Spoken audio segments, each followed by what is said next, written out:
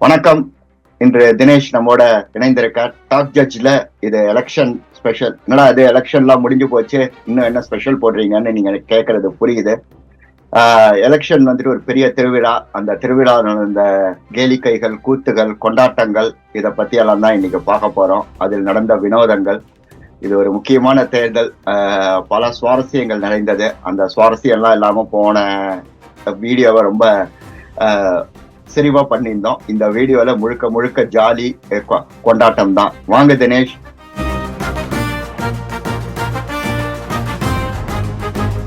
வணக்கம் வணக்கம் பாபா. நீங்க சொன்ன மாதிரி ஆமா, தேர்தல் முடிஞ்சிருச்சு. எல்லாருமே தேர்தல் எலெக்ஷன் ரிசல்ட்ஸை பார்த்து அதிர்ச்சியோ இல்ல மகிழ்ச்சியோ அடைஞ்சிட்டு இருப்பாங்க. இந்த சமயத்தில் நம்ம இந்த வீடியோ போட்டுட்டு இருக்கோம். சொல்லுங்க, நம்ம என்ன எதை பத்தி பேச போறோம் இன்னைக்கு? அதுதான் முக்கியமானது. முதல்ல எனக்கு தோணுது, தினசரி பல்வேறு மீம்கள், ரீல்கள், அது தவிர அவங்களே அரசியல்வாதிகளே நிஜமான செய்கைகள் எல்லாமே ரொம்ப காமெடியா தான் இருந்தது. அதே சமயம் அவங்க சீரியஸா மக்கள் கவனத்தை திருப்புறதுக்காக அப்படி பண்ணாங்களா, கட்டி அழுததா இருக்கட்டும், மேடையில அழுததா இருக்கட்டும். என்னோட டாப் 3 மொமெண்ட்ஸுக்கு போறதுக்கு முன்னாடி உங்களோட இந்த தேர்தல்ல உங்களோட மனசுல அட இவரா, இப்படியா, இதுவா அப்படின்னு போட வைத்த தருணங்கள் என்னது தினேஷ்?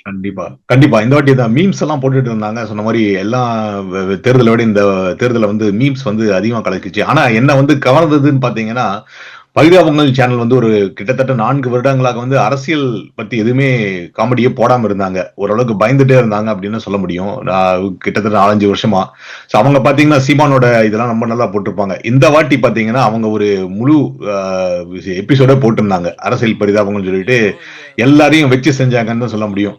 ஸ்டாலின்ல இருந்து எடப்பாடியில இருந்து கடைசியில முத்தாய்ப்பா வந்து நம்ம கலை ஞானி கமல்ஹாசனோட முடிச்சிருந்தாங்க. ஸோ அதுதான் ஒரு டாப் மூமெண்ட் அப்படின்னு சொல்லலாம். அது தவிர என்னை கவர்ந்த மீம் அப்படின்னு பாத்தீங்கன்னா, பாவம் நம்ம சீமானவர்கள் வந்து அடிக்கடி மக்கள்லாம் வச்சு செய்வாங்க. அது சொல்லிருந்தாங்க. அதுல ஒரு மீன் வந்துட்டு நம்ம தனுஷையும் விவேவிக்கையும் போட்டுட்டு வென்றால் மகிழ்ச்சி, தோற்றால் பயிற்சி அப்படின்னு போட்டிருந்தாங்க. தமாசா இருந்தாலும் அது கொஞ்சம் பாக்குறதுக்கு இதா இருந்துச்சு. மூணாவது மீம் மூமெண்ட் அப்படின்னு பாத்தீங்கன்னா, எனக்கு வந்து இவங்களை வச்சு நம்ம சின்னம்மாவை வச்சு, சின்னம்மா கட்சி ஆரம்பிச்சிருந்து அவங்க சீரியஸா பேசுறாங்களா காமெடியா பேசுறாங்களேன்னு சொல்லிட்டு அவங்க நிஜமா பண்றதே மீம் மாதிரி தான் இருந்துச்சு அப்படின்னு சொல்லலாம். சோ அதுதான் 3 டாப் மூமெண்ட் அப்படின்னு நான் நினைக்கிறேன். உங்களோட டாப் மூமெண்ட் சொல்லுங்களேன். என்னோட டாப் மூமெண்ட், நான் எல்லாத்தையும் உடனடியா மறந்துடுறதுதான் என்னோட மிகப்பெரிய சிக்கல். ஆனா நான் பார்த்ததுல சமீபத்துல லாஸ்டா வந்ததுனால இருக்கலாம்.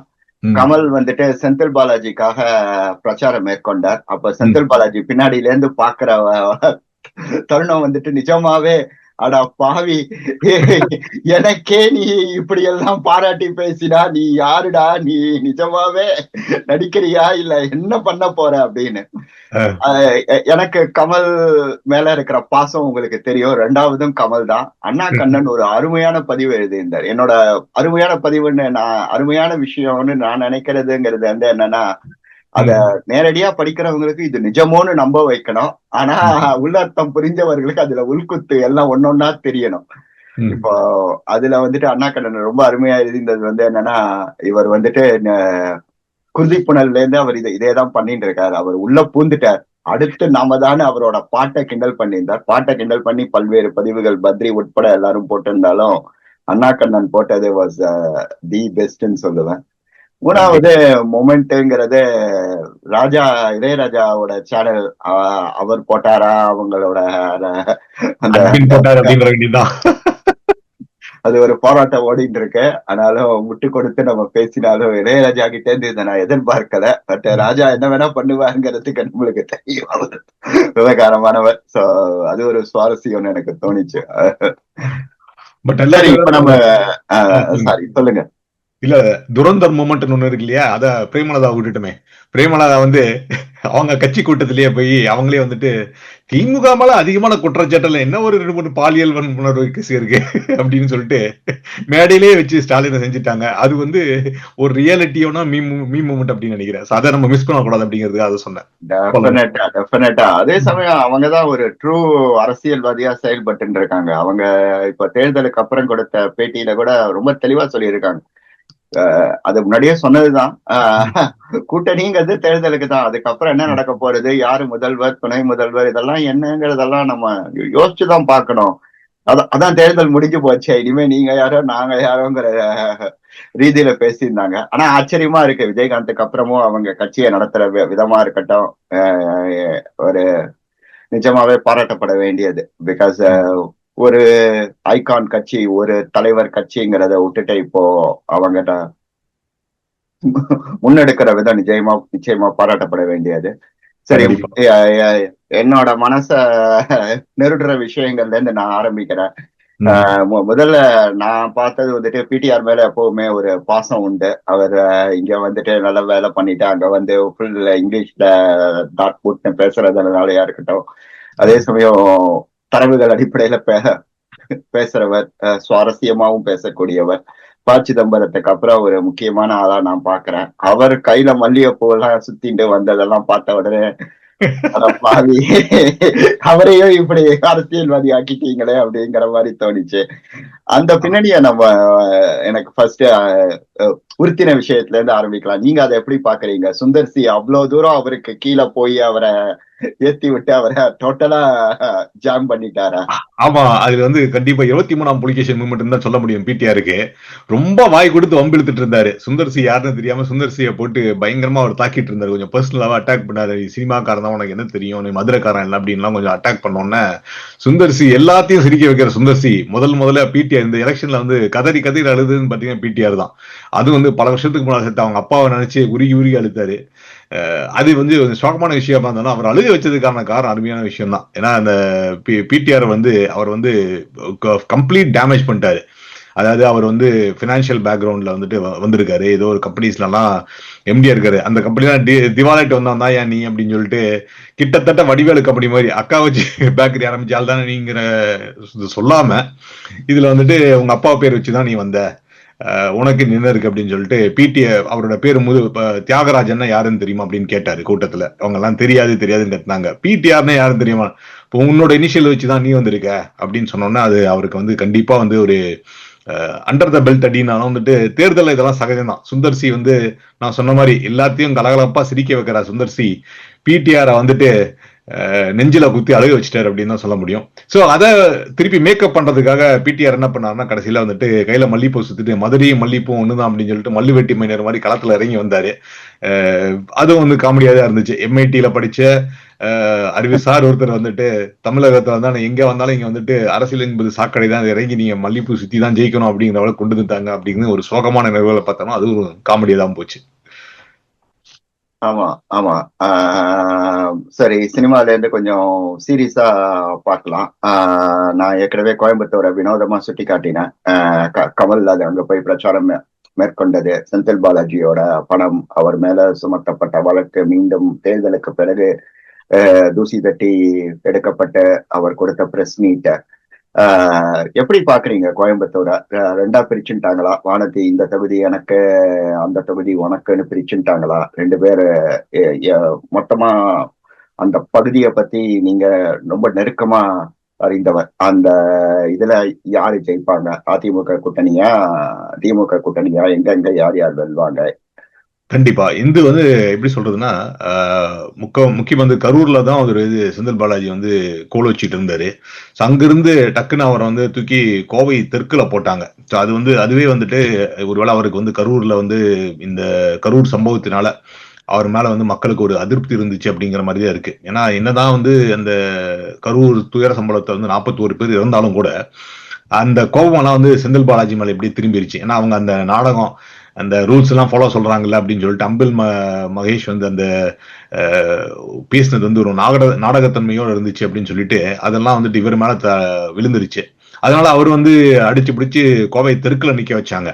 ஆனா செந்தில் பாலாஜி கோவை தெற்குலயும் ஏற்கனவே ஒர்க் பண்ணிட்டு தான் இருக்காரு. அங்கேயும் கோவை தெற்கு வந்து நீங்க போன எலெக்ஷன்ல வந்துட்டு வானதி வந்து கமலஹாசனை வந்து தோற்க வைத்து துரத்தி எடுத்த இடம். அதாவது கிட்டத்தட்ட 1200 ஓட்டு கம்மியா தான், அதுக்கு கம்மியா தான் எடுத்துதான் அந்த வித்தியாசம் தான் தோக்கடிச்சாங்க. சோ அங்கதான் வானதி இருந்தாங்க. ஆனா வானதி என்ன பண்ணாங்கன்னா அவங்கள வந்து கோவை வடக்குக்கு போட்டாங்க. சோ அது வந்து இன்னொரு வேற தொகுதி. ஆனா கோவையில பாத்தீங்கன்னா தெற்கு அப்படிங்கறதுதான் பெரும்பாலும் பிஜேபி அதிகமா இருக்கிற இடம். வடக்கு அப்படிங்கிறது வந்துட்டு கம்யூனிஸ்டுகளும் அதிமுகவும் இருக்கிற இடம். ஸோ அதனால வானதிக்கு வந்து தெற்கை விட வடக்கில் ஜெயிப்பதற்கு கொஞ்சம் கஷ்டம் தான். அதாவது அதிமுகக்காரங்க வந்து கரெக்டா குத்தி இருந்தாங்கன்னா அவங்களுக்கு கடைக்கூடிய சாத்தியம் இருக்கு. ஆனா செந்தில் பாலாஜி என்ன பண்ணி இருக்காருன்னா, கோவை தெற்கு தெரிஞ்சிருக்கும், அங்க குக்கர்ல இருந்து பாத்திரம் பண்ணலாம் பயங்கரமா இறக்கி இருக்காரு. ஆனாலும் அங்க அங்க இருக்கிற மக்களுக்கு அவரை பிடிக்காம தான் இருந்துச்சு அப்படின்னு சொல்ல முடியும். பட் எல்லாத்தையும் விடையும் வந்து எல்லாத்துலயும் என்னன்னா, செந்தில் பாலாஜியை வச்சுக்கிட்டு பின்னால கமலஹாசன் வந்துட்டு அருமையா ஒரு உரையெல்லாம் ஆட்டிட்டு இருந்தாரு. அவர் பாராட்டி எல்லாம் பேசிட்டு இருந்தாரு. அது ஒரு சோகமான விஷயம். சேகர் பாபு வந்து அவர் வந்து குலோத்துங்க சோழனை விட பெரிய ஆள் அப்படின்லாம் சொன்னது எல்லாம் வந்துட்டு காமெடி தான் பார்க்கப்பட்டுச்சு. இது எல்லாத்தையும் இவங்களை காமெடியா பார்க்கறதை விட கமலஹாசன் பெரிய காமெடினால தான் இதுல பெரிய சோகம் அப்படின்னு நான் நினைக்கிறேன். இருக்கட்டும். சரி, இப்போ நம்ம அருக சீன்ஸுக்குள்ள போயிடலாம். விஜய் ஸ்டேஜ்ல அழுதாருன்னு நினைக்கிறேன். அதுக்கப்புறம் பிடிஆர் அழுததை பத்தி குறிப்பிட்டீங்க. சீமான் வந்துட்டு முழங்கிண்டே தான் இருந்தாரு. மழையில அவர் ஒரு இது கொடுத்திருந்தாரு, பேச்சு ஒரு உரையாற்றும் போது மக்கள் எல்லாமும் கூட, அதாவது கேட்கிறவங்களும் தொண்டர்களும் கூட மழையில நின்று கேட்டிருந்தாங்க. இந்த மாதிரி மேடை சுவாரஸ்யங்கள் என்னெல்லாம் நீங்க பார்த்ததுல எதெல்லாம் கவர்ந்தது? விஜய் எதுக்காக அழுதாரு? விஜய் அழுத தருணம் உங்களை எப்படி தொட்டது? அவரோட வாக்காளர், அவரோட ஓட் பேங்கை எப்படி தொட்டிருக்கும்? கண்டிப்பா விஜய் வந்து அந்த கடைசியில வந்துட்டு அவருடைய எப்படி சொல்றது, இந்த கடைசி நேரத்துல வந்துட்டு அவருடைய நம்மளுக்கு தெரிஞ்சது வந்து இந்த ஒரு மாதத்துக்கு முன்பு தேர்தல் அறிவித்து ஒரு வாரத்துக்கு முன்பு அந்த விவாகரத்து விஷயம் வந்தது. அது அவர் அன்னைக்கு கொஞ்சமே நிலை குலைத்து வச்சிருச்சுன்னு சொன்னது. அவர் என்னதான் வந்து த்ரிஷா கூட அந்த திருமணத்துக்கு எல்லாம் போயிட்டு வந்தாலும் கூட தாவேக்காவுக்கு வந்து பெண்கள் கிட்ட இருந்து வரக்கூடிய வரவேற்பில் சிறிது கொஞ்சம் அடி வாங்கின மாதிரி தான் இருந்துச்சு. அதுல இருந்து அவர் மீன் எழுதுட்டாரா இல்லையா அப்படிங்கிறது எலெக்ஷன் ரிசல்ட்ஸ் பார்த்தா தெரியும். ஆனா அது ஒரு பெரிய அடி தான். ஸோ அது அவரை கொஞ்சம் நிஜமாவே வந்து நிலை கொலை செய்துச்சுன்னு சொன்னோம். அதுக்காக தான் அவர் வந்துட்டு அந்த இதுல கொஞ்சம் அழுதுட்டாருன்னு தான் நினைக்கிறேன். அதுக்கு அவரையும் இளவ பண்ணிட்டு இருந்தாரு. அவர் 2-3 மீட்டிங்ல சொன்னாரு, நான் பாத்துக்கிறேன் அப்படின்னு சொன்னாலும் கூட ஒரு உருகி அழுகும் நிலை அப்படின்னு. பட் இந்த விஷயத்துல நீங்க பாத்தீங்கன்னா ஸ்டாலின் ஆகட்டும் எடப்பாடி ஆகட்டும் வந்துட்டு இங்கதான் அவங்களோட பண்பட்ட தன்மை அப்படின்னு சொல்லாமா இல்ல வந்துட்டு எருமை தோல் வந்துருச்சு அப்படின்னு சொல்லாமான்னு தெரியல. அவங்க 2 பேரும் ரொம்ப என்னதான் அடிமேல் இடி இருந்தாலும் கூட தாங்கிட்டு இருந்தாங்க. அவங்க ஒன்றும் பண்ணல. நம்ம பிடிஆர் மூமெண்ட் பத்தி அதிகம் ஏற்கனவே பேசிட்டோம். ஏதாவது குறிப்பா வந்து அவர் வந்து நிறைய அவரோட பழைய பெட்டிலாம் பார்த்தீங்கன்னா அவங்க குடும்பத்தோட உறவு, அவங்க அப்பாவை பத்தி மேல எவ்வளவு அன்பு வச்சிருக்காரு அப்படின்னு தான் தெரியும். ஸோ அந்த இனிஷியலை வச்சு பேசினது வந்து அவர் கண்டிப்பா வந்துட்டு பர்சனல் அட்டாக் எடுத்திருக்காரு. அவர் அழுதார் அப்படின்னு தான் சொல்ல முடியும். மற்றபடி நீங்க பாத்தீங்கன்னா பிரேமலதா தான் எல்லாரும் என்ன பண்ணாங்க, அவங்க வந்து கண்ணீர் கவலையமா வந்துட்டு பயங்கரமா அழுவாங்கன்னு நினைச்சாங்க. அழுகாது இன்னொரு திறமான பெண்மணின்னா அவங்க தான். அவங்க பாத்தீங்கன்னா கேப்டனை பத்தி எல்லா இடத்துலயும் பேசிட்டு இருந்தாங்க. எங்கேயுமே இந்த உணர்ச்சி வசப்படாம ரொம்ப தெளிவா பண்ணாங்க. ஏன்னா அவங்க பேசுறப்ப மத்தவங்க தான் கதறி அழுதாங்க. ஏன்னா மேடையில் இருக்கிற டிஎம்கே காரங்க பார்த்துட்டு இருந்தவங்க கமலஹாசன் முதற்கொண்டு எல்லாருமே அவங்க பயந்து அலறாங்க. அவங்க அழுகல அப்படின்னு தான் சொல்ல முடியும். ஸோ இந்த மாதிரி கொஞ்சம் உணர்ச்சி மயமான தேர்தல் அப்படின்னு பார்த்தாலும் கூட சில தலைவர்கள் வந்து எப்படி கொஞ்சம் பெர்சிஸ்டண்டா நல்லபடியா உட்கார்ந்து பாக்குறாங்க அப்படிங்கிற மாதிரி இருந்துச்சு. வெகு அருமை, வெகு அருமை. முக்கியமா நான் இன்னொன்னு கேட்க வேண்டியது, தேர்தல் பிரச்சார உத்திகள். எடப்பாடி பழனிசாமி நிச்சயமா நீங்க சொன்ன மாதிரி ரொம்ப நேரடியான தாக்குதல்ல டிஎம்கே மேல அவங்களோட குடும்ப அரசியல் பத்தி, அதுக்கப்புறமா அவங்களோட ஊழல் பின்னணிகள் பத்தி, அதுக்கப்புறமா அவங்க தேர்தல் வாக்குறுதிகளை நிறைவேற்றாதது குறித்து, இந்த மாதிரி கொஞ்சம் கொஞ்சம் விஷயம் அங்கங்க மசாலா தூவி அவரோட பிரச்சாரம் அமைஞ்சிருந்ததா பாக்குறேன். ஸ்டாலின் அந்த மாதிரி அவரோட ஆட்சி சாதனைகளை முன்னிறுத்தினாலும் பாஜகவை எதிர்த்தாலும் அவரோட பேச்சுல சுவாரஸ்யங்கள் எந்த இதுவும் இல்லை. நீங்க எப்படி பாக்குறீங்க? உங்களுக்கு யாரோட பிரச்சார ஸ்டண்ட் அப்படின்னு நம்ம சொல்றது, அந்த கவர்ச்சி வாசகம் எது வந்து உங்களை இன்னும் மனசுல நிக்குது? இந்த தேர்தலில் வந்துட்டு எப்படி சொல்றது, ஆட்ட நாயகர் அப்படின்னு ஒரு பட்டத்தை கொடுக்கலாம்னா அது கண்டிப்பா விஜய் தான். ஏன்னா எல்லாருமே விஜய் பத்தி தான் பேசிட்டு இருந்தாங்க. விஜய் எங்க போறாரு, விஜய் எங்க வர்றாரு, அங்கே இவ்வளவு கூட்டம் வந்துச்சு, கண்ணாடி வாங்கி போறாரு, சைக்கிள்ல வர்றாரு அப்படின்னு சொல்லிட்டு எல்லாமே விஜய சுத்தி தான் நடந்துச்சு அப்படின்னா அது அவரு ஏற்படுத்தினதா, அவரோட பிஆர் ஏற்படுத்தினதா இல்ல வந்துட்டு தன்னிச்சையாக நடந்ததான்னு தெரியல. ஆனா இணையம் முழுக்க அதுதான்.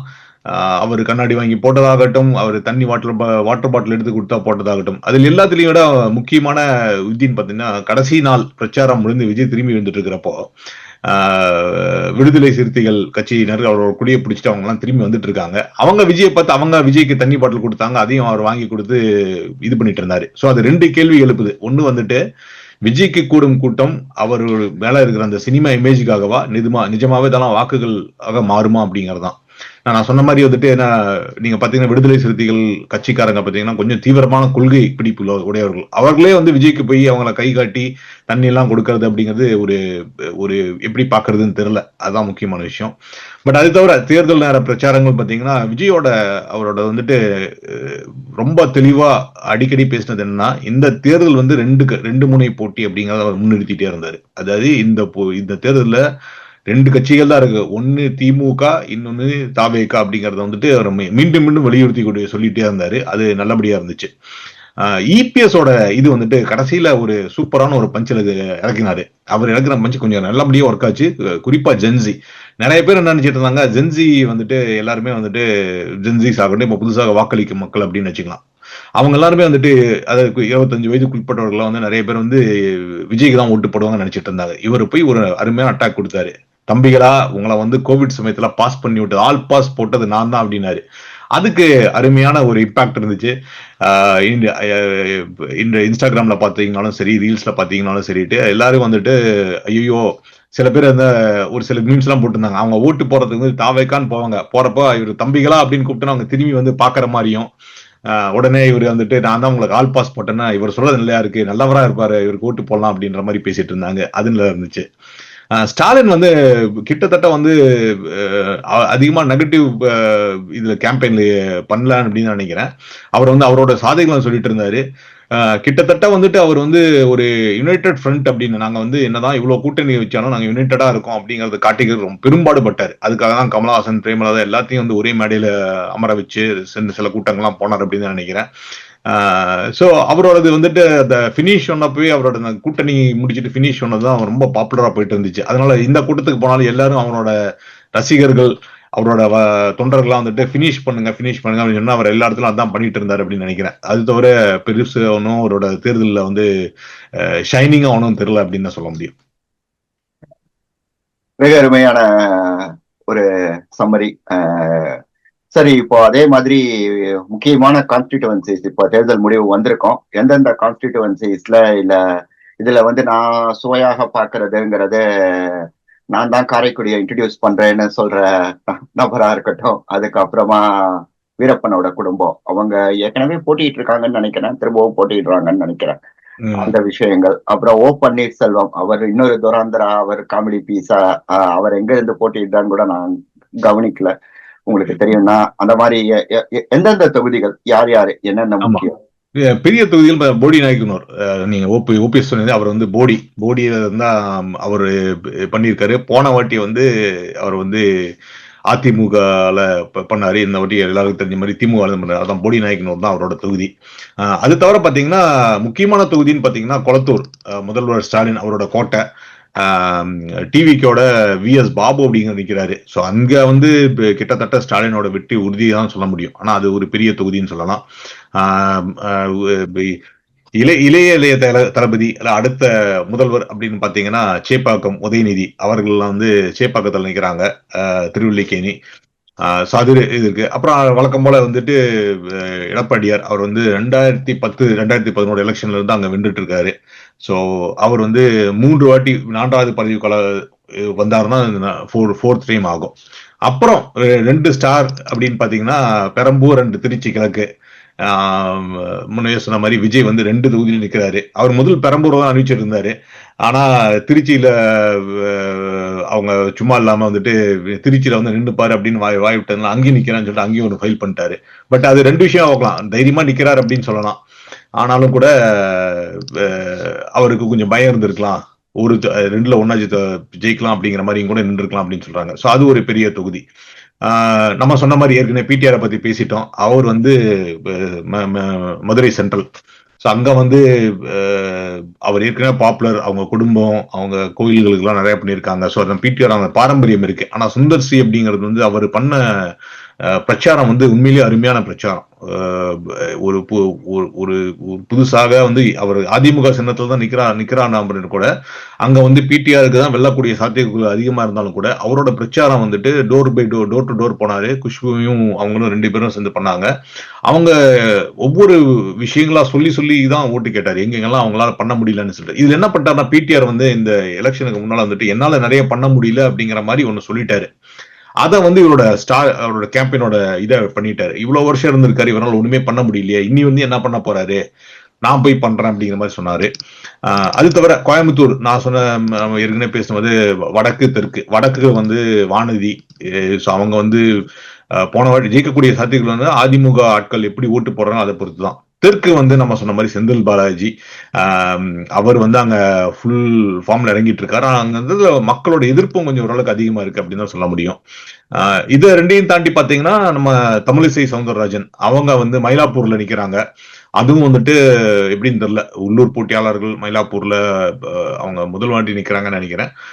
சோ அதுவும் கொஞ்சம் பெரிய தொகுதின்னு சொல்ல முடியும். சோ இது மாதிரி பல இது இருக்கு.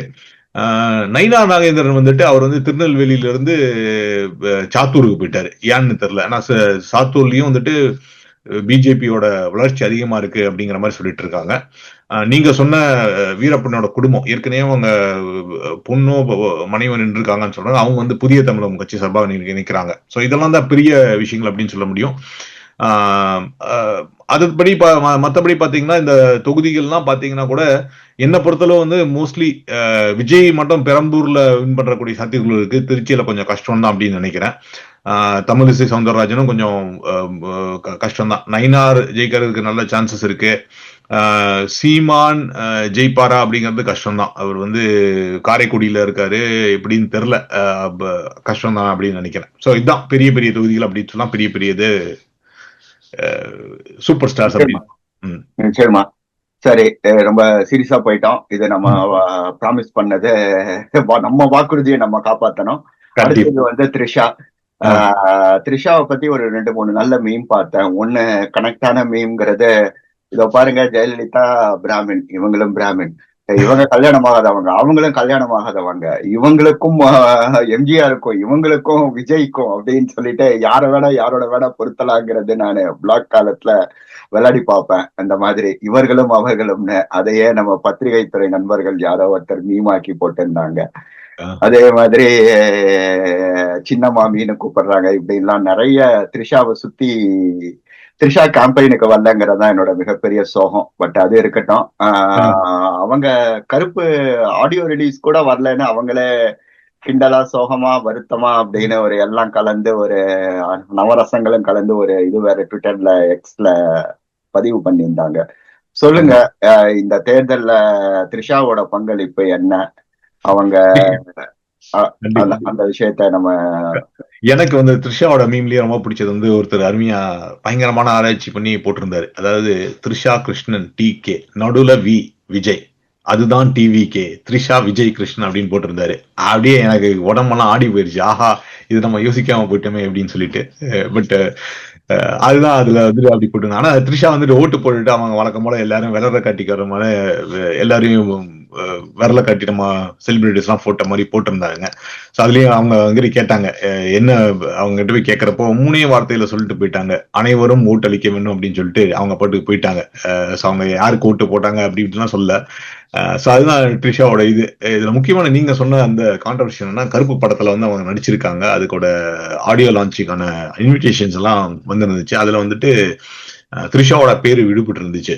ஸோ அதை வந்து மக்கள் சுட்டி காட்டி வந்துட்டு ஏன் அவங்க பேரு போடல அப்படிங்கிற மாதிரி கேட்டிருந்தாங்க. என்ன அவங்க யார் தயாரிக்காங்க தெரியல. அது வந்து கருப்பு படம் வந்துட்டு திமுக குடும்பத்தை சார்ந்தவர்கள் தான் தயாரிக்கிறாங்கன்னு நினைக்கிறேன். ஸோ அதனால கான்ட்ரவர்சி வேணாம்னு சொல்லிட்டு அவங்க பேர் போடாம இருந்திருக்கலாம். அந்த மக்கள் கண்டுபிடிச்ச உடனே அவங்க எடுத்து போட்டிருந்தாங்க. உடனே இவங்களும் கிண்டல், ஆமாமா பாவம் இன்விடேஷன் மெயில்ல மிஸ் ஆயிருக்கும் போல இருக்கு, இப்ப வந்து சேர்ந்துச்சு அப்படின்னு சொன்னாங்க. அதாவது அரசியல் எப்படி அவங்க சினிமா வாழ்க்கையை பாதிக்கும் அப்படின்னு சொல்லிட்டு. ஆனா இதெல்லாம் தெரிஞ்சு வந்திருப்பாங்க இனி வந்து அவங்களுக்கு சினிமாவோட சாத்தியக்கூறுகள் எப்படி அப்படின்னு சொல்லிட்டு. ஏன்னா அவங்க இன்னைக்கு வரைக்கும் கிட்டத்தட்ட இவ்வளவு 15 ஆண்டுகளாக வந்து நம்பர் 1 ஸ்தானத்துல இல்லைனாலும் நயன்தாரா அப்பப்போ ஒன் ஸ்தானத்துல வந்து இவங்களும் ஒன் ஸ்தானத்துல 96 படங்கள்லாம் அழைச்சிட்டு ஒன் ஸ்தானத்துக்கு வந்தாங்க. இப்போ கூட தக் லைஃப்ல எல்லாம் கூட அவங்களோட பாட்டு வந்து பாராட்டப்பட்டதான் செய்துச்சு. ஸோ அந்த மாதிரி கொஞ்சம் நல்லா இருந்தவங்க. லியோல கூட அவங்க பார்ட் நல்லா தான் இருந்துச்சு இல்லைங்களா? ஸோ அந்த மாதிரி ஒரு ஒரு பண்பட்ட நடிகை அப்படின்றப்போ அது அவங்கள சர்க்கிள் அப்படின்னு சொல்ல முடியும். ஆனா அரசியல் இதெல்லாம் சாதாரணம் அப்படின்னு சொல்ல தள்ளி போக முடியும். பட் அடுத்தது என்ன படம் அவங்களுக்கு வரப்போகுது அப்படின்னு தெரியல. ஆனா கருப்பு ஆடியோ லான்ச்சுக்கு கூட அவங்க வருவாங்களா அப்படின்னு தெரியல.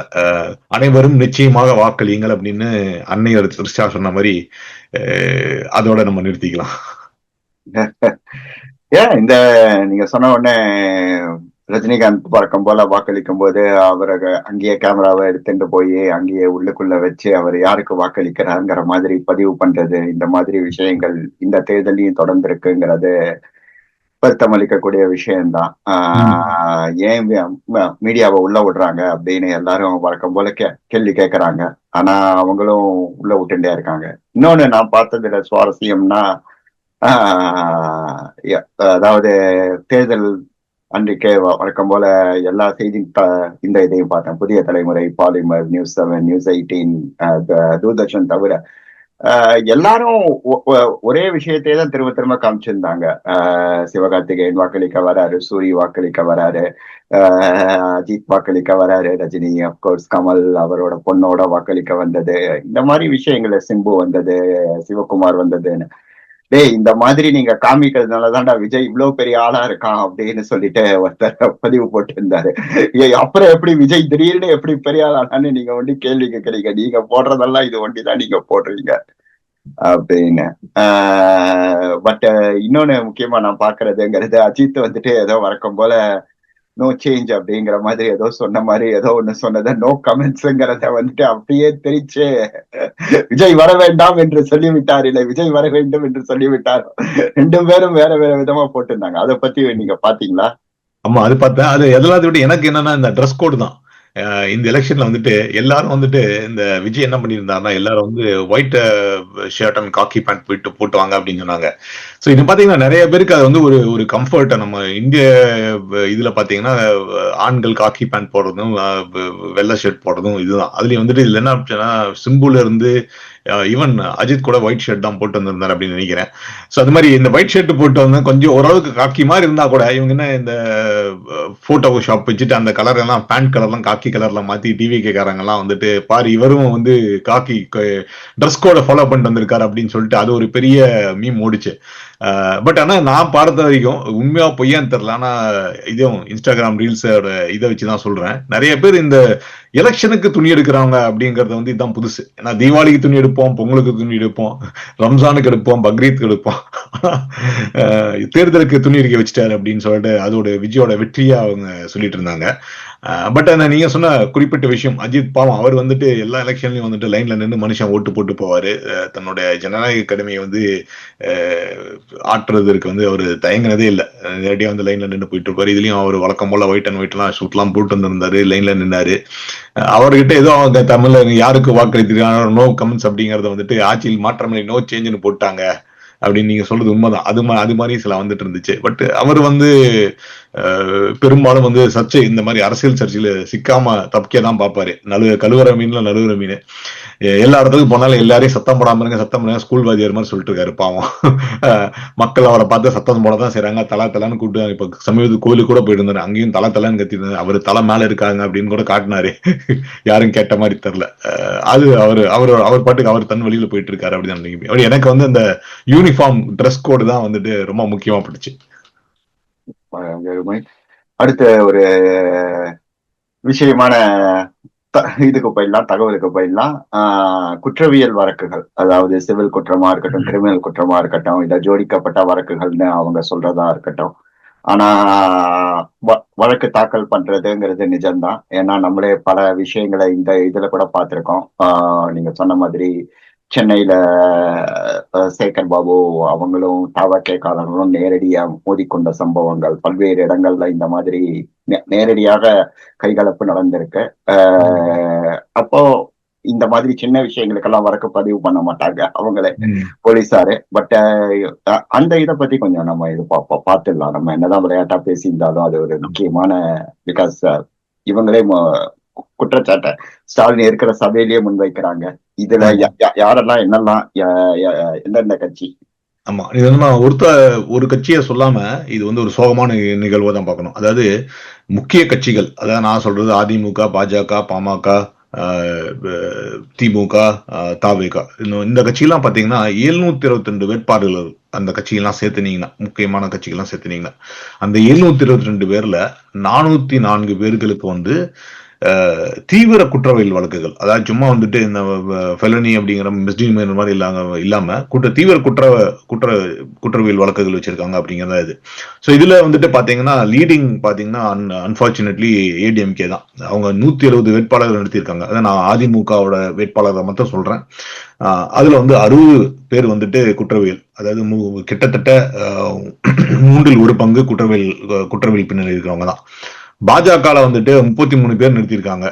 அதுல 9 பேருக்கு குற்றவியல் பின்னணி. பாமக 18 பேர், அதுல 6, அதுலயும் 1/3. ஸோ இந்த 3 கட்சியிலையும் பார்த்தீங்கன்னா கிட்டத்தட்ட 1/3 வந்து டிஃபால்ட்டா வந்துட்டு இருக்காங்க. டிஎம்கேல வந்துட்டு 175 பேர்ல நீங்க உங்களுக்கு ஞாபகம், டிஎம்கே என்ன பண்ணாங்கன்னா போன எலெக்ஷன்ல இருந்த 60 பேருக்கு வந்து 60 பேருக்கு இந்த வருஷம் கொடுக்கல. ஸோ அதனால என்ன பண்ண, குற்றவியல் பின்னணி சில பேர் நீக்கி இருக்காங்க அப்படின்னு சொல்லலாம். ஸோ அவங்க 175 பேர்ல வந்துட்டு 32 பேருக்கு தான், அதாவது 18% குற்றவியல் இருக்கு. இது எல்லாத்தையும் விட காமெடியான விஷயம் என்னன்னா, நாங்க ஊழலை ஒழித்து கொட்டுவோம், டிஎம்கேவோட ஊழலுக்கெல்லாம் முடிவு கொட்டோம் அப்படின்னு சொன்ன டிவிகேல வந்துட்டு 231 தொகுதியில் நிறுத்தி வச்சிருக்காங்க. அந்த 231ல வந்துட்டு 43 பேருக்கு வந்துட்டு குற்றவியல் பின்னணி இருக்கு அப்படின்றது. ஸோ இது வந்து நம்ம ஒட்டுமொத்தமா பாத்தீங்கன்னா, நான் சொன்ன மாதிரி 722 வேட்பாளர்கள் வந்து 404 பேர்னா கிட்டத்தட்ட பாதிக்கு மேற்பட்டவர்கள் வந்து குற்றவியல் பின்னணி உடையவர்கள் இந்த வேட்பாளர்கள், அதாவது பெரும் கட்சியின் வேட்பாளர்கள். இது வந்து என்ன ஒரு சோகமான நிகழ்வுன்னு தான் பார்க்க முடியும். அதை நான் சொன்ன மாதிரி நான் இதெல்லாம் காமெடியா பேசிட்டு இருந்தாலும் இந்த விஷயத்த வந்து எல்லா கட்சியிலும் கவனிக்கணும். அவங்க வந்து குறிப்பாக எல்லா கட்சியிலும் அந்த 10% கம்மியாக வச்சு கொண்டு வர அடுத்த தேர்தல ஒரு முடிவு எடுக்கணும் அப்படிங்கிறது முக்கியமான விஷயம். நன்றி நன்றி. சரி, இன்னும் கொஞ்சம் லைட்டான விஷயத்துக்கு போயிடலாம். இந்த தேர்தலை பொறுத்த வரைக்கும் நான் விரும்பி பார்த்ததுங்கிறது, நான் சின்ன பையனா இருக்கும்போது வாக்குப்பதிவு எண்ணிக்கை 40-50கள்ல தான் இருக்கும். 2வது போலி வாக்குகள் போடுறது, 2 மணிக்கு மேல கள்ள வாக்குகள் இல்ல இந்த வாக்குகள் தான் போடப்படும்.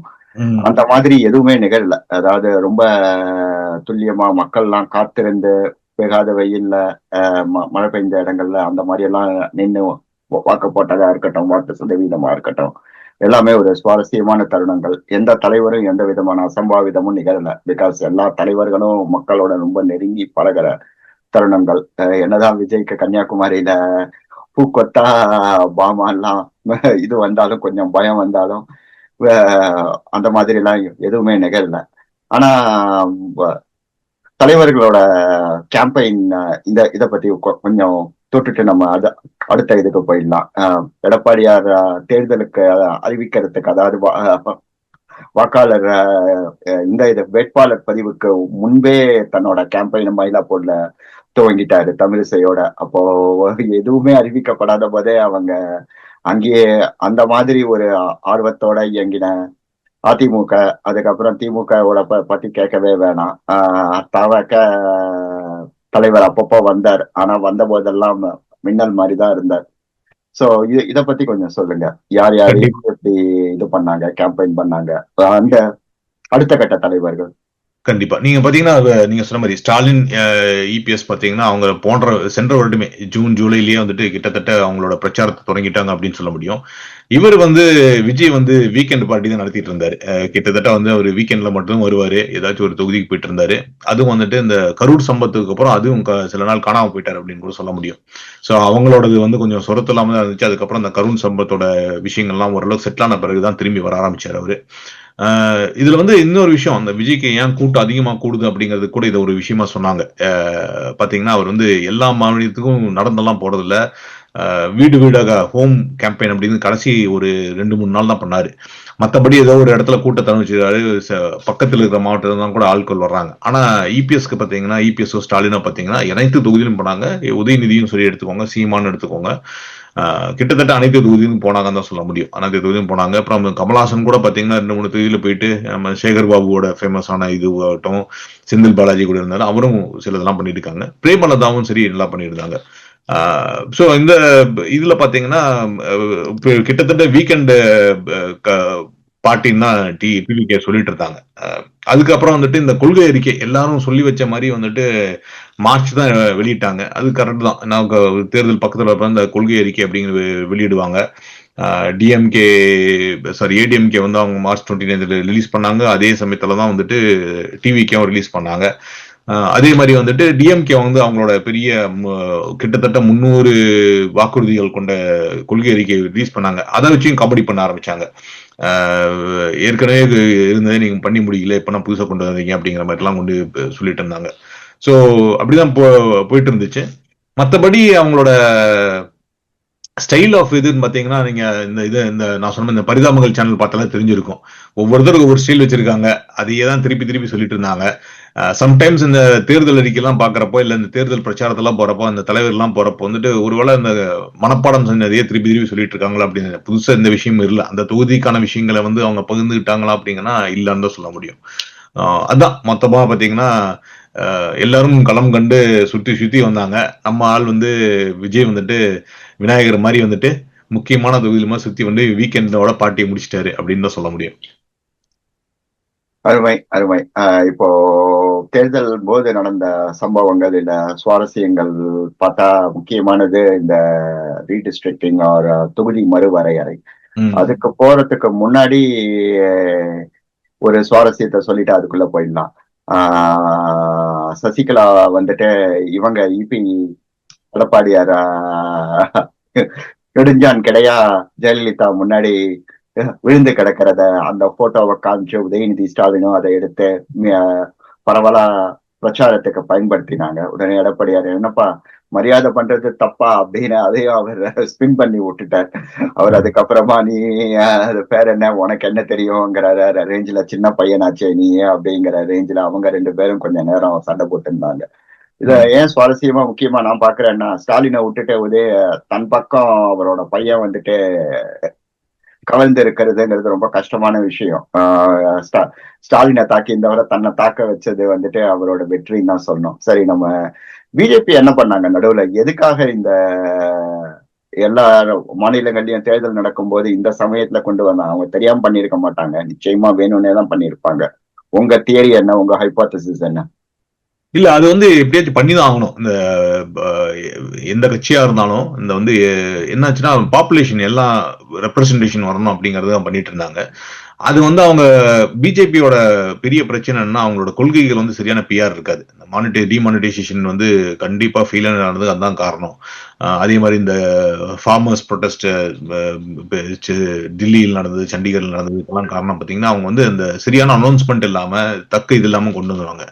ஸோ அண்டர்லைங் ஃபேக்டர் என்னன்னா எல்லா மாநிலத்திலும் வந்துட்டு அவங்களுக்கான மக்கள் தொகைக்கு ஏற்பதான் வந்துட்டு அவங்களோட இடங்களை கொடுக்க முடியும், இழப்பீடு கொடுக்க முடியும். இன்னைக்கு வந்துட்டு அது வந்து அப்படி இல்ல, விகிதாச்சாரம் இல்லை அப்படின்னு சொல்றாங்க. சோ அது என்ன பண்றாங்கன்னா எல்லாருக்கும் எல்லா மாநிலத்துக்கும் வந்துட்டு 50% சீட் அதிகமா கொடுக்கறேன் அப்படின்றாங்க. சோ இப்ப தமிழ்நாடுக்கு வந்துட்டு 40 39 தான் வச்சுக்கோங்க, புதுச்சேரிக்கு தனியா இருக்கு. அப்படி 39 இருக்குன்னா இன்னொரு 19 சீட் எக்ஸ்ட்ரா கொடுப்பாங்க, இல்ல இப்ப 20 சீட் எக்ஸ்ட்ரா கொடுப்பாங்க அப்படின்னு சொல்லிட்டு 59 சீட் ஆகும் அப்படின்றாங்க. சோ அது இந்த வருஷத்துக்கு ஓகே. ஆனா அதுல என்னன்னா அந்த வரைவுல முக்கியமா இந்த சட்ட அம்சமா என்ன கொண்டு வராங்கன்னா இந்த வருஷம் 59 ஓகே, ஆனா அதுக்கு அடுத்த வருடங்களில் வந்துட்டு அதை மாத்திக்கிட்டே இருப்போம் அப்படிங்கிற மாதிரி சொல்றாங்க. சோ அதுதான் வந்துட்டு பெரிய விஷயம். நிறைய பேர் இது தெரியாம வந்துட்டு பாஜக இந்த இதுலயே ஏமாத்துறாங்க அப்படின்னு சொல்லிட்டு இருந்தாங்க. ஆனா பாஜக என்ன சொல்றாங்கன்னா இந்த இதுக்கு வந்துட்டு எல்லா கட்சிகளுக்கும் எல்லா மாநிலங்களுக்கும் வந்துட்டு 50 விழுக்காடு அதிகமா கொடுக்குறோம் அப்படின்னு. அதே 39 இருந்துச்சுன்னா அதுல 50 விழுக்காடு இன்னொரு 19 இல்ல 20 சேர்த்து 59 மாத்துவோம் அப்படின்னு சொன்னாங்க. ஆனா இத ஏன் இப்ப பண்ணாங்க அப்படின்னு சொல்லிட்டு பாஜக தான் வெளிச்சம். இது வந்து அவங்களுக்கு தெரியும் இது மாதிரி இது ஒரு ஹாட் டாபிக் அப்படின்னு சொல்லிட்டு. ஏன்னா குறிப்பாக வெஸ்ட் பெங்கால், கேரளா, கர்நாடகா அல்லது தமிழ்நாடு இந்த மாதிரி மாநிலங்களை வந்துட்டு எங்கெல்லாம் வந்து பிஜேபி வந்து ஒரு பார்டர் லைன் ஸ்டேட்டா இருக்கும், பிஜேபி பார்டர் லைன் ஆட்சி அங்கெல்லாம் வந்து எதிர்ப்பு கிளம்புன்னு தெரிஞ்சே அவங்க பண்ணாங்க. அதை வந்து ஸ்டாலினும் பயங்கரம் உபயோகப்படுத்திட்டாரு. இந்த தேர்தலை வந்துட்டு டிஎம்கேக்கு வந்து பாஜகவோட ஓட்டு கொஞ்சம் பிரிஞ்சு போய் டிஎம்கேக்கு சேரும்னா அதுக்கு இது ஒரு முக்கியமான காரணமா போகும் அப்படின்னு சொல்லலாம். அது ஏன் பண்ணாங்கன்னு தெரியல. பட் இந்த இது யாரு வந்தாலும், எந்த ஆட்சி வந்தாலும், நாளைக்கு வந்து மத்திய அரசு வந்து திமுகல இருந்து வேற பாஜகல இருந்து இன்னொரு கட்சிக்கு போனா கூட அவங்களும் இதான் பண்ண முடியும். நான் சொன்ன மாதிரி நான் வாய் வச்ச மாதிரி வந்துட்டு திமுக வந்து அந்த ஆட்சியில் அமர்ந்தாலும் கூட அவங்களும் இது பண்ணி தான் ஆகணும் அப்படிங்கிற நிலைமை தான் இருக்கு. ஏன்னா எல்லாரும் இந்தியாவோட பாப்புலேஷன் மாறிடுச்சு, அவங்களோட டெமோகிராபிக் மாறிடுச்சு. அதுக்கு தகுந்த மாதிரி வந்து மாற்றம் வந்துட்டு தான் இருக்கும் அப்படிங்கறது முக்கியமான விஷயம். நன்றி நன்றி. கிட்டத்தட்ட முடிவு பதிவுக்கு வந்துட்டோம்னு நினைக்கிறேன். நான் பார்த்ததுல இன்னொரு முக்கியமான சுவாரஸ்யம், சமீபத்திய சுவாரஸ்யம், வேளாங்கண்ணி தேவாலயத்துக்குள்ள விஜய் வந்துட்டார். அவர் பல்வேறு கோயில்களுக்கும் ஷீரடி போயிருந்தார் நினைக்கிறேன். அதுக்கப்புறம் வேளாங்கண்ணியில முட்டி போட்டு நடந்த வீடியோ வந்திருந்தது. இன்னும் பல்வேறு ஆலயங்களுக்கு அவர் போயிருந்தார். சோ இப்போ வந்துட்டு போன வாரமோ இல்ல இந்த ஞாயிற்றுக்கிழமையோ அவர் வந்துட்டாருன்னு ஒரு இது ஓடிந்தது. அப்புறம் அண்ணாத்துறையும் எம்ஜிஆரும் பல்வேறு வீடியோக்கள்ல அவரை ஆசீர்வாதம் பண்ற மாதிரியும் நீதான் அடுத்து வரப்போறேன்னு சொல்றதெல்லாம் தத்ரூபமா இருந்தது. எது எது நிஜம் எது பொய்யினே தெரியாத மாதிரி இப்போ ஒரு இது வந்திருக்கு, ஒரு மாய நிலை வந்திருக்கு. நீங்க சொல்லுங்க, கடைசியாக என்னெல்லாம் மீம் இல்ல எதெல்லாம் உங்களை ரீல்ஸ் அதை பத்தி நம்ம பரவலா பேசினோம். காங்கிரஸ் ஏதாவது பண்ணிச்சா? காங்கிரஸ்னு ஒரு கட்சி இருக்கா? இன்னும் தேர்தல்ல போட்டியிடுதா? நம்ம அவங்கள பத்தி எதுவுமே சொல்லல. அது அருமையான விஷயம். அவங்களுக்கு 28 சீட்டு எப்படி கொடுத்தாங்கன்னு தெரியல. எவ்வளவு சீட்டு அவங்க என்ன பண்றாங்கன்னு யாருக்கும் தெரியல. காங்கிரஸ் அப்படிங்கிற ஒரு கட்சி தேர்தல என்ன பண்ணாங்க அப்படிங்கிறது தெரியல. அதுதான் வரலாற்று சோகம் அப்படின்னு சொல்ல முடியும். ஏன்னா திமுக வந்து காங்கிரஸ் அவங்க கூட தக்க வச்சுக்க வேண்டிய துர்பாகிய நிலைமையில இருந்தாங்க அப்படின்னு சொல்ல முடியும். சோ முக்கியமான விஷயம், நீங்க வந்து விஜய் வந்து அவர் வந்து அந்த முட்டி போட்டு நடந்து வந்து அவர் வந்து பல சீமான் நடிகர் ஏதோ பழைய அவருடைய நண்பர்கள் சிலதான் சொல்லியிருந்தார். அது அவர் வழக்கமாக செய்யக்கூடிய பிரார்த்தனை தான் அப்படின்னு சொல்லிட்டு இது வந்து திருச்சி புனித அந்தோனியர் கோயில்ல வந்துட்டு அவர் ஏதோ பர்சனலா அவருடைய வேண்டுதலை நிறைவேற்றதுக்காக செய்த வந்துட்டு இவங்க வீடியோ எடுத்து போட்டிருந்தாங்க அப்படின்னு சொல்ல முடியும். பட் அதே நாள் வந்து திருச்சியில வந்துட்டு மற்ற மத கோயில்களுக்கும் போயிருக்காரு. இந்து கோயிலுக்கும் போனாரு, சாய் கோயிலுக்கும் போனாரு நீங்க சொன்ன மாதிரி. அதுக்கப்புறம் ஒரு மசூதிக்கும் போயிட்டு வந்திருக்காரு அப்படின்னு சொன்னார். ஆனா அதை விட இவர் வந்து இந்த முட்டி போட்டு அந்த பிரார்த்தனை நிறைவேற்றது அதுக்கு அங்க சகஜமா நான் வந்து சில சமயத்துல கோவையில இருக்கும் சில சர்ச்சுகளையும் அதை பார்த்திருக்கேன். அதே மாதிரி அது மக்கள் சில செய்யலாம். அதாவது சர்ச்சோட என்ட்ரன்ஸ்ல இருந்து அந்த கருவறைன்னு சொல்லக்கூடிய இடத்து வரைக்கும் அப்படி நீல் பண்ணிட்டே போறது வந்து ஒரு வழக்கமான விஷயம் தான். அதுதான் அவர் பண்ணியிருந்தார் அப்படின்னு சொல்லலாம். பட் அது தவிர எல்லாருமே வந்துட்டு இந்த கோயிலுக்கு போயிட்டு வர்றது, கோயிலுக்கு போனதை விட எல்லாத்தையும் விட இந்த முடிஞ்ச பிறகு தேர்தல் முடிஞ்ச பிறகு ஒவ்வொருத்தரும் ஒவ்வொரு ஊருக்கு போனாங்க அப்படின்னு அந்த லீவ் எடுத்துட்டு போனதுதான் பெரிய விஷயம். முக்கியமா பாத்தீங்கன்னா ஸ்டாலின் அவர்கள், மு க ஸ்டாலின் முதல்வர் வந்துட்டு அவர் வந்து கொடைக்கானல் போனது. அங்க அவரு இது போனது மட்டும் அவரோட மனைவி துர்காவோட வாக்கிங் போய் அங்கேயும் மக்களை சந்திச்சு அங்கேயும் அவங்களோட எல்லாம் அரட்டடிச்சு பேசிட்டு இருந்தாரு. அவர் வந்து வாக்கிங் கிளம்பிட்டாரு. அது சொல்லிட்டு இருந்தாங்க. நம்ம வந்து அடுத்த முதல்வராக கூடிய திரு உதயநிதி அவர்கள் வந்துட்டு நேரா துபாய்க்கு பிளைட்டை பிடிச்சிட்டு அவர் குடும்பத்தோட துபாய்க்கு போயிட்டாரு. இந்த மாதிரி அந்த சுவாரஸ்யங்கள் வந்து அவங்க எங்கெங்கெல்லாம் லீவுக்கு போறாங்க. இபிஎஸ் எங்கேயும் போல வழக்கம் போல வந்து நான் விவசாயம் பார்க்க போறேன் நீ இதுக்கு போயிட்டு சேலத்துக்கு போயிட்டாரு போல இருக்கு. அவரெல்லாம் எதுவும் இந்த மாதிரி விடுமுறை தின அறிவிப்புகள்லாம் ஒன்றும் பண்ணல. பட் இது ரெண்டு தான் முக்கியமா பார்த்துட்டு இருந்தாங்க. அவங்க 2 பேரும் உழைச்சாங்க. இங்க வந்து நம்ம இந்திய சூழல்ல வந்துட்டு விடுமுறை எடுக்கிறது, இது மாதிரி விடுப்புக்கு போறது அப்படிங்கிறது வந்து அரசியல்வாதிகள் பண்ணக்கூடாது அப்படின்னு நினைப்பாங்க. அதை கொஞ்சம் கொஞ்சமா மாட்டிட்டு இருக்காங்க. நாங்க வந்து நம்ம உழைச்சோம், அதுக்காக நாங்க ரெஸ்ட் எடுக்க போறோம் அப்படிங்கிறதையும் அவங்க சொல்லி நிறுவிட்டு இருக்காங்க அப்படின்னு எடுத்துக்க முடியாது. அருமை அருமை. துபாய் போனாரு உதயநிதி ஸ்டாலின்ங்கிற மாதிரி யாரெல்லாம் எங்கெல்லாம் போனாங்கன்னு ஒரு இவங்க எலான் மஸ்க் எங்கெல்லாம் போறாரு அப்படின்னு ஒரு ட்ராக்கர் ஒண்ணு பண்ணி எக்ஸ்ல ஒருத்தர் விட்ட போது அவரை இது பண்ணாங்க, பேன் பண்ணாங்க. அந்த மாதிரி தமிழ்நாட்டுல சைலண்டா பண்ணிடுவாங்கன்னு நினைக்கிறேன். இங்கேயாவது வெளிப்படையா தெரியும்.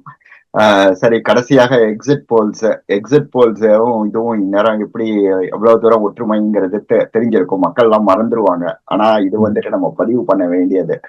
ஆக்சிஸ் டுடே சொன்ன அதிரடி தீர்ப்பா இருக்கட்டும், அதாவது அவங்க விஜய் தான் முதல்வரா வர விரும்பினோன்னு அவங்க சொன்னதை வச்சு அப்படியே போட்டாங்களாங்கிறதெல்லாம் யாருக்கும் தெரியாது. இந்த செஃபாலஜிங்கிற வார்த்தையை வேற அவன் எடுத்து எல்லாரும் வாய்க்கு வந்தபடி பண்ணிட்டு இருக்காங்க.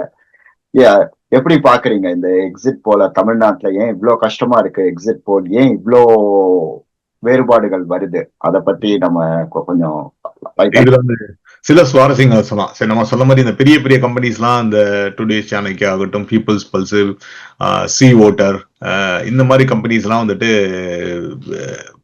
இந்த மாதிரி எக்ஸிட் போல்ஸ் நடத்துறது ரொம்ப சகஜமான விஷயம் தான். இதுல வந்து பெரும்பான்மையான இந்த கம்பெனிக்கெல்லாம் வந்துட்டு இந்த வாட்டி டிஎம்கே தான் முன்னிலையில் இருக்கும் அப்படின்ற மாதிரி சொல்லியிருக்காங்க. அது வந்து ஓட்டிங் ஷேர் வந்து போன வாட்டி மாதிரி வந்து திமுக தமிழ் பெரும்பான்மை கிடைக்குமா அப்படின்றது சந்தேகமா இருந்தா கூட கண்டிப்பா வந்துட்டு அவங்களோட கூட்டணி வென்றுடும் அப்படின்னு நிறைய இடத்த சொல்லிட்டு இருக்காங்க. ஸோ இதுல எல்லாத்திலையும் வந்துட்டு என்ன பண்றாங்கன்னா, ஒரே ஒரு கம்பெனி வித்தியாசமா என்ன பண்ண, ஆக்சிஸ் மை இந்தியா மட்டும் என்ன சொல்றாங்கன்னா, தாவேகா கண்டிப்பா வந்து 37% 41% பெற்று அவங்க வந்து ஆட்சி அமைப்பாங்க அப்படின்னு சொல்லியிருக்காங்க. ஸோ உடனே இப்போ தாவேகா தொண்டர்கள்லாம் வந்துட்டு ஆக்சிஸ் மை இந்தியா வந்துட்டு கிட்டத்தட்ட கையெடுத்து கும்பிட்டு டெய்லி அவங்களுக்கு வந்து அந்த கம்பெனி நல்லா இருக்கணும்னு சொல்லி பூஜை எல்லாம் பண்ணிட்டு இருக்காங்க அப்படின்னு தான் கேள்விப்பட்டேன். ஸோ அவங்க தான் வந்து பண்ணிட்டு இருக்காங்க. ஸோ இது தவிர இன்னொரு முக்கியம்னு சொல்ல முடியாது, வித்தியாசமான எக்ஸிட் போல வந்து ஒரு ஐபிஎஸ் ஆபீசர் பேர் மறந்துட்டேன். அவர் வந்து என்ன பண்ணாருன்னா, ஒரு தொகுதிக்கு 10 முன்னாள் ஆபீசர்ஸை நியமிச்சு அவங்க கிட்ட போய் எக்ஸிட் போல் பண்ணியிருக்காங்க. ஒவ்வொரு தொகுதியிலும் பண்ணியிருக்காங்க. அவரும் என்ன சொல்றாருன்னா, டிவிகே வந்து கண்டிப்பா வெல்லும் அப்படிங்கிற மாதிரி அவர் சொல்லியிருக்காரு. ஸோ இதெல்லாம் போயிட்டு இருக்கிறப்போ ஒருத்தர் வந்தாரு, அவர் பேரு கூட எனக்கு தெரியல, ஆனா அதோட மீம்ஸ் மாத்திரம் வந்துட்டு இருந்துச்சு. சின்னம்மா 150 தொகுதியில ஜெயிப்பாங்க அப்படின்னு போட்டிருந்தாரு. அதை பார்த்த உடனே போங்கடா நீங்களும் உங்க எக்ஸிட் போனோம் அப்படின்னு சொல்லிட்டு கடையை சாத்திட்டு கிளம்புற மாதிரி இருந்துச்சு. ஸோ இந்த எக்ஸிட் போல் அப்படிங்கிறது இதுல ஒரு சயின்ஸ் இல்லை. எல்லாரும் போய் ஒவ்வொருத்தருக்கு கேட்பாங்க. நிறைய பேர் நீங்க கேட்க அந்த சாம்பிளிங் சைஸ் அப்படி இப்படின்னு நிறைய பேசலாம். பட் இந்த எக்ஸிட் போல் அப்படிங்கிறது வந்துட்டு என்னன்னு தெரியாது. நம்மளுக்கு மேபி இந்த வீடியோ வர்றப்போ வந்து அதுக்குள்ளார ரிசல்ட்ஸே வந்திருக்கலாம். நம்ம கூட ஒரு கருத்து கணிப்பு சொல்லியிருக்கோம். நம்ம வந்து கணிப்பு வந்து டேட்டா அடிப்படையில் வந்துட்டு எந்த எக்ஸிட் போலையும் கன்சிடர் பண்ணாம சொல்லியிருக்கோம். ஸோ அது உண்மையா போகுதா இல்லை இந்த எக்ஸிட் போல் எது கரெக்டா இருக்கு அப்படின்னு பார்க்கலாம். ஆனா எல்லாத்துக்கும் கடைசியான விஷயம் வந்து மே 4ஆம் தேதி, அதாவது அம்மையார் திருஷாவோட பர்த்டேன்னு வேற சொன்னாங்க. அது ஒரு முக்கியமான விஷயம். இன்னொரு மீம் போயிட்டு இருந்துச்சு, அது உண்மையான்னு தெரியல. பட் அது ஒரு த்ரிஷாவோட பர்த்டேன்னு போயிட்டு இருந்தாங்க. அன்னைக்கு தெரிய வரும். அன்னைக்கு ஈவினிங்குள்ளார வந்துட்டு தமிழகத்தின் அடுத்த 5 விருதுகளை யார் அமரப்போர், ஆட்சி கட்டளில் யார் அமரப்போறா அப்படின்னு அன்னைக்கு தெரியும்னு நினைக்கிறேன். நிச்சயமா இந்த தேர்தல்ல இன்னொன்னு நானு பார்த்ததுங்கிறது, மக்கள்லாம் வழக்கம் போல முந்தின நாள் தான் சென்னையை விட்டு கிளம்பி அவங்க சொந்த ஊருக்கு போறதுக்கான பயணத்தை மேற்கொள்றதுக்கு சென்னையின் பல்வேறு பேருந்து நிலையங்கள்ல போன போது அங்க உரிய பேருந்துகள் இல்லை. அதனால அவங்க போயிட்டு இது வந்துட்டு டிஎம்கேயோட சதி அப்படின்னு சொல்லி மொத்த டிராபிக்கையும் பொதுமக்களுக்கும் ஒரு இடையூறு விளைவித்து சண்டை இது பண்ணி, இது தொடர்ச்சியா ஒரு சிக்கலாதான் இருக்கு. இப்போ சமீபத்துல இது வந்து வெறும் இதுக்கு மட்டும் இல்ல, தேர்தலுக்கு மட்டும் இல்ல, திருவண்ணாமலையில பௌர்ணமி, சித்ரா பௌர்ணமி பூஜை முடிஞ்ச உடனே இதே மாதிரி அவங்க எல்லாரும் வந்துட்டு ஐயோ பஸ் இல்லை எங்க ஊருக்கு அப்படின்னு சொல்லிட்டு திரும்ப போயிட்டு சாலை மறியல்ல ஈடுபட்டிருக்காங்க. மக்கள் இப்போ கையில எல்லாருக்கும் ஒரு வீடியோ வேற இருக்கிறதுனால போலீஸ் கைய வச்சிருவியோ மேல அப்படின்னு, நம்ம முதல்வன் எங்க ஜாதி என்ன தொற்றுவியா பார்த்துடலாம் அப்படிங்கிற மாதிரி வந்திருக்காங்க. ஸோ இது இன்னொரு புரட்சிகரமான மக்களுக்கு ஒரு டிஎம்கே மேல உடனடியாக அதை வந்துட்டு இந்த இதாக்கி அவங்க மீமாக்கி அவங்க ஒண்ணுமே பண்ணல. அதாவது இந்த மினிஸ்டரால என்ன பண்ண முடியும், ஒரு போக்குவரத்து துறை அமைச்சர்னால. இருந்தாலும் அவங்க அந்த மாதிரி போட்டு இருந்தாங்க. இந்த மாதிரி பல சுவாரஸ்யங்கள் வந்திருந்தது. இருந்தாலும் தந்தி டிவி இருக்கிறதுக்குள்ள சுவாரஸ்யமா மைக் செக் அப்படின்னு ஒரு தொகுப்பு ஒண்ணு அப்பப்போ போட்டு இருந்தாங்க. எப்படி மைக் செக் யார் யார் எப்படி எப்படி பண்றாங்க அப்படின்னு அவங்களோட தேர்தல் அலப்பறைகளும் நீங்க சொன்ன மாதிரி பாவங்கள் பரிதாபங்கள் வீடியோ மாதிரி கொஞ்சம் பரவலாக வைரல் ஆச்சு. முடிவாக தினேஷ், இந்த தேர்தல்ல இருந்து உங்களுக்கு என்ன கிடைத்தது, என்ன எதிர்பார்க்கறீங்க? தேர்தல் வந்து நான் சொன்ன மாதிரி நம்ம இதுக்கே பேச மாதிரி தேர்தல் அப்படிங்கிறது திருவிழா ஆயிடுச்சு. அதுவும் தமிழ்நாட்டை பொறுத்தளவு இன்னும் கூடுதலான திருவிழா. 2 கட்சி அப்படின்னு சொன்னா கூட இந்த வாட்டி டிவிக்கே வந்துட்டு எல்லாத்தையும் சீட்டெல்லாம் கலைச்சி போடுங்க, முதலிருந்து புரோட்டா சரி முதலிருந்து நம்பர்லாம் அழிச்சு போட்டு முதலிருந்து ஆரம்பிங்க அப்படின்னு ஆரம்பிச்சிட்டாரு. ஸோ அதுதான் கொஞ்சம் முக்கியமான சுவாரஸ்யமா நான் இந்த தேர்தலில் பார்த்தேன்.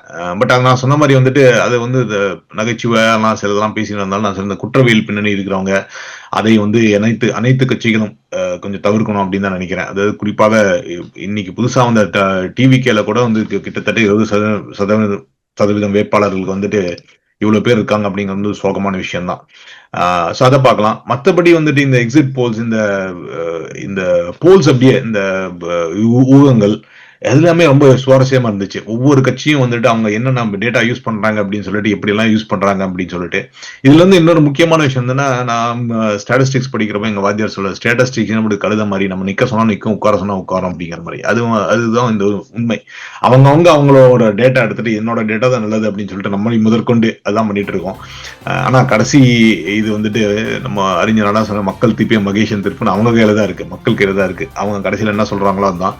பட் ஆனாலும் இந்த சுவாரஸ்யங்கள் அவங்க ஜெயிப்பாங்களா இவங்க ஜெயிப்பாங்களா அப்படின்னு சொல்லிட்டு, அது தவிர நான் சொன்ன மாதிரி சுந்தர்சி, நம்ம பிடிஆர் அவங்களோட அந்த சண்டை ஆகட்டும், கமலஹாசன் வீழ்ச்சி ஆகட்டும், அப்புறம் சின்னம்மா அப்பப்ப பண்ற காமெடி ஆகட்டும், எல்லாத்தையோட எனக்கு ரொம்ப பிடிச்சிருந்து பிரேமலந்தாவோட துரந்தர் மூமெண்ட் அப்படின்னு சொல்றதுதான். அவங்க வந்து தன் கட்சியில இருந்துகிட்டே வந்துட்டு அவங்க பேச பேச அது வர ஃபோக்கஸ் பண்ணி எம்கே ஸ்டாலின் மற்றும் கமலஹாசனோட முகத்தை காட்டுறப்போ அவங்க பேச பேச அவங்க முகத்துல பீதி ஏறிட்டே போகுது.